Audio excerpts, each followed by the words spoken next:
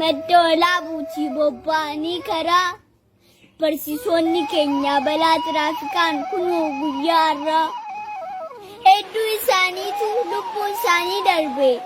Gaddaan Mankaraarre qalbiitu nu cabe.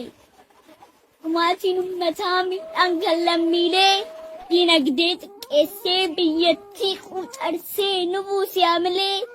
Beekaa meeqa dhume balaan tiraafikaa meeqa gadaleele. Manni haala kaa'u miidiyaadhaa jiru eenyutu wallaale. Konkolaachisichi mana ijaaree fuudhuuf sagantaa baafatee jireenya mo'achuuf halkaniif guyyaa olii gadi kaate. Fuudha fuulleen jiru karaatti dagatee amma jedhee amma balaa tiraafikaan meeqa biyyoon nyaate. Meeqa ta'a nagaa fayyaa manaa bahee amma libsuu ijaatti reeffi kan deebite. Reeffillee dhabamee kaan sibiilli nyaatee kaan allaattiin nyaatte. Daa'ima meeqatu warraaf maatii dhabee karaa laalaafe. Haati warraa meeqaa abbaa ijoollee isheetii dhabdee kan hiyyumte.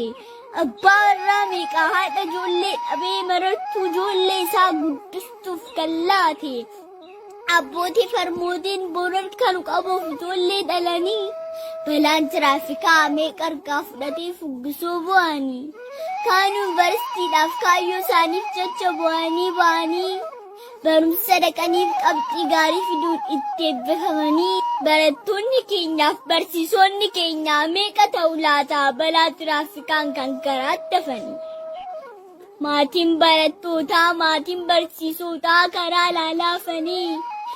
Kunoo inni irraafaa kan madda walaabuu inni irraanfatamu duuti kanaan ta'e boo'ichi mimmaanii.